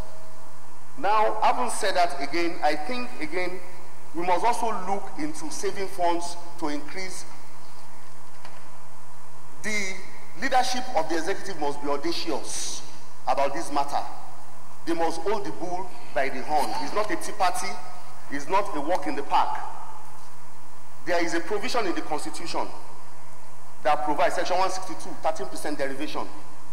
And I know that a very contentious provision in the PIB Act is the host community 5%.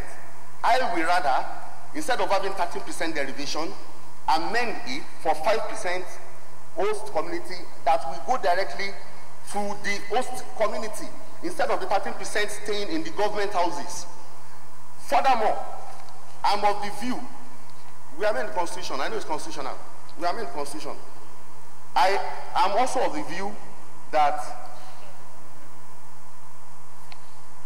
this government has tried his humanly possible best to ensure that the social intervention fund percolates to the grassroots.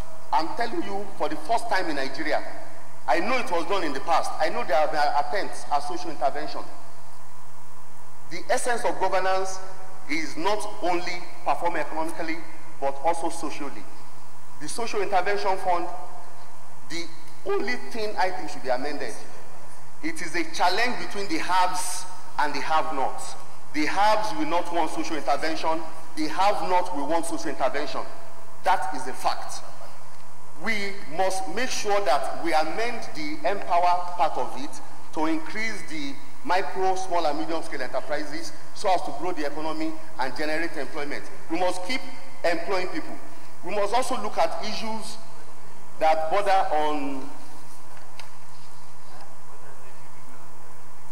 revamping the economy. Like I said, we must step on toes, we must ruffle feathers. In some cases, it is not tea party. So, what the government has done, for instance, in the area of rice importation and concentrating on rice, I think the government should do a lot more. The government must look at the textile industries. Most textile industries, for instance, and I can speak for Asaba, for instance, a major challenge is power. We must look at providing off-grid power to the textile industries. We cannot afford to use grid power for textile industries. If we use off-grid powers, we will revamp the textile industries.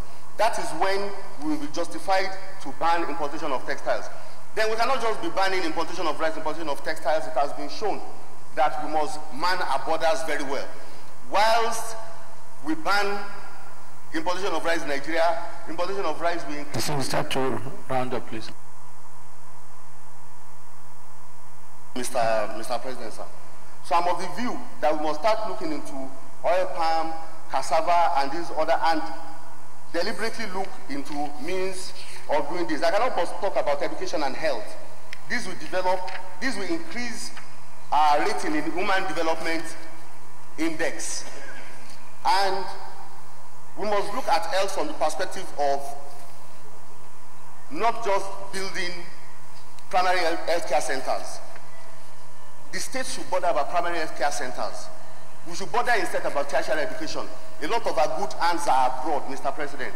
So there is need to train people in the area of diagnosis and prognosis, which is missing in Nigeria at the moment. Having said this, Mr. President, I think it's a good budget. I think the budget is still creating foundation. What has taken 16 years, Mr. President, the economy that has taken 16 years to damage, it will take more than 4 years to build. Senator Poker. They are still there. Mr. President, I haven't listened to my colleagues extensively. I just want to add my little bit. It's a ritual, so to say. It's a ritual. It's an annual ritual. Looking at the budget closely, for a developing country like Nigeria, and you allocate 23% of the budget to capital. This goes to show how 30%, and then when you look at it, the 30% is just on the surface, Mr. President. As of December last year, the releases is less than $1 trillion in this budget. So what are we talking about? And that is more reason I say assigning 30% on the budget to capital. It's just on the surface. Government should be more serious and be factual in nature. No, Mr. President, please let him speak. Even looking at the recurrence, you see how messy the budget is. There is an increase, gradual increase from last year to this year in the recurrence. In fact, let me quote. By last year, Mr. President, This present administration did allocated 4.04 trillion. And we're talking about 3.51 trillion for 2019. Mr. President, just look at the gap. It's about 15% increase of recurrence. And then, Mr. President, don't lose sight of the fact that we have just passed the minimum wage bill, which will add up to make the recurrent component of these budgets very messy. Mr. President, looking at these details, you know, and that's more reason I started by saying that it's just a mere ritual. And it took me time very much to even add my name to contribute to this budget, because looking at it doesn't worth the pain. But Mr. President, in the legislature representing your people, there is need to point out this. And Mr. President, putting all this together, it goes to show that this budget has little hope in terms of delivery of democracy, dividends to our people. Mr. President, take the South-South, for example. The only project that cut across the states of South-South still remains this East-West road. Mr. President, since this administration came in, it was to be a house where, call it PDP, call it any government, where that road stopped is where the road stopped from that time to this moment. Mr. President, I come from the area, I stand to be corrected. Nothing has been done. Mr. President, we are talking about estimate of 60, I don't want to talk about the proposal of $60 per barrel, which, well, people in government must have taken pains to consider how feasible it is. And you see the oil is revolving around that zone. Mr. President, the least mistake the oil makes with $1 slump will go a long way to render this budget on. If you can round up here.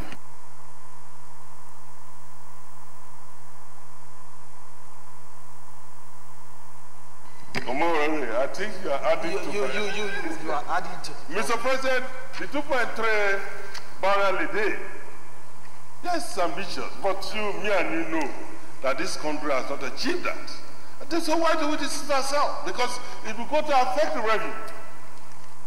If it is 1.9, and if that points back to what I was saying, if you are taking 2.3 billion barrel a day from a zone, cost and demand as you plug in back a little. So I mean, the government should look closely to projects centered in the Niger Delta area, which has been abandoned long. Mr. President, let me finally say about the issue of fuel subsidy. I think it has formed the subject of debate on this floor several. Mr. President, is still shrouded in mystery. It's still shrouded in secrecy. Why can't government come out openly to say, look, we are allocating naira to fuel subsidy, rather than going behind? As we sit down here, Mr. President, none of us can say how much government has spent on fuel subsidy in the past 1 year. They call it reinvestment. What is reinvestment? What is fuel subsidy? I stand to be taught. Mr. President, look, there is time is right for government to be open. And this is a government that believes in integrity. And any government, indeed, in this station, any government in the world, supposed to take integrity very serious. And for us to consider fuel subsidy that is consuming so much amount of money, so much percentage. Go on. So much percentage of our budget in secrecy does not tell government, does not give government that face of credibility. Thank you very much. Thank you, Senator Poker. Is anybody else that wanted to contribute? Magnus?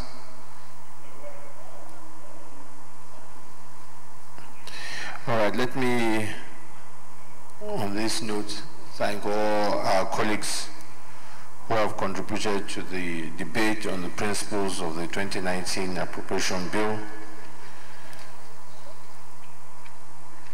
And as stated by all, there's still a lot of work that needs to be done. The concern of the actual capital expenditure, the need for us to continue to plug the leakages in independent revenue. The most important issue now is for us to see how we can complete the process in ensuring that the budget, after being sent to the committees, can come back.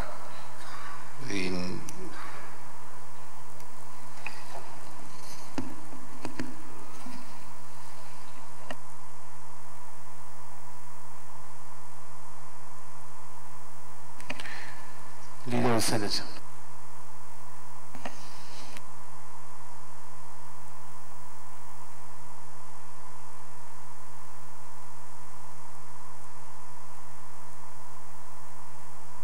As I said, let me thank everybody that's contributed. So to go forward now, let me put the question.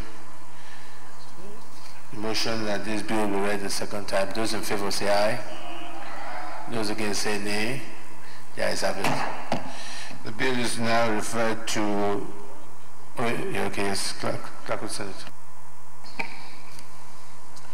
Mr. President, distinguished senators, a bill for an act to authorize the issue from the Consolidated Revenue Fund of the Federation, the total sum of 8,386,636,578,915 naira only, of which 492,360,342,295 naira only is for statutory transfers. 2,264,014,113,092 naira only is for debt service. 4,038,554,767 naira only is for recurring non-debt expenditure, while the sum of 2,31,654,458,902 naira only is for contribution to the Development Fund for capital expenditure for the year ending on the 31st day of December 2019, second reading. A bill for an act to authorize the issue from the Consolidated Revenue Fund of the Federation of the total sum of 8,826,636,578,915 naira only, of which 492,360,342,295 naira only is for statutory transfers. 2,264,014,113,092 naira only is for debt service. 4,38,557,664,767 naira only is for recurrent non-debt expenditure, while the sum of 2,31,744,458,902 naira only is for the contribution to Development Fund for capital expenditure for the year ending on the 31st December 2019. Second reading taken. This bill is referred to the committee on an appropriation and to report back in 2 weeks. That is, by the 2nd of April, we hope to be here to consider the report of the appropriation committee. Please, and in doing that, I want to make a strong appeal to all subcommittee members of appropriation to ensure that you immediately start receiving presentations. As I say that also, all ministers, head of agencies, departments should ensure that they do promptly attend to when they are called in, so that no delays is coming from their non-attendance. ministers and MDs should know this is not the time to travel. This is time to be around and attend. Our members, because of the short time, any MD or minister does not attend, you must ensure on that second you just submit the project as presented and let us know on a regular basis those who you have called for presentation who for one reason or another have not attended, so that this can be done for trial on the 2nd of April to consider the final report of the appropriation committee. We intend tomorrow to take the report, final report of medium-term expenditure framework tomorrow, so we can consider that as well.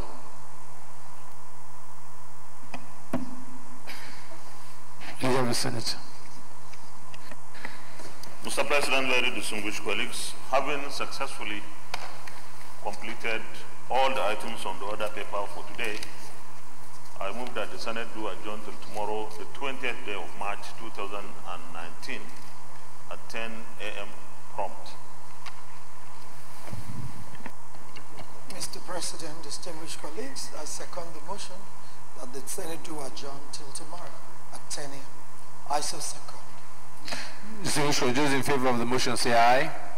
Those against say nay. The ayes have it. Senate secondly adjourned to Wednesday, 20th March 2019, 10 a.m. prompt.